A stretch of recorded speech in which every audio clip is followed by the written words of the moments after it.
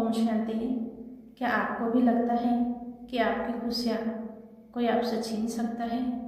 तो यह 1 मिनट का संदेश जरूर सुनें। जीवन में जो कुछ भी हमारे कर्मों और हमारे भाग्य के अनुसार हमारे पास है, उसे कोई भी हमसे छीन नहीं सकता।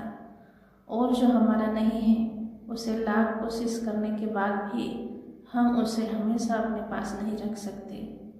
इसीलिए दूसरों से तुलना, ईर्ष्या और चिंता छोड़ दीजिए, क्योंकि परमात्मा ने हर आत्मा के लिए एक अलग राह और अलग समय निर्धारित किया है।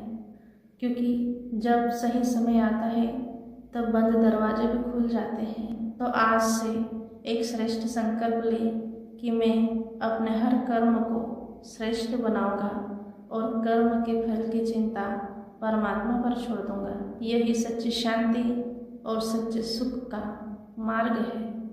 ओम शांति।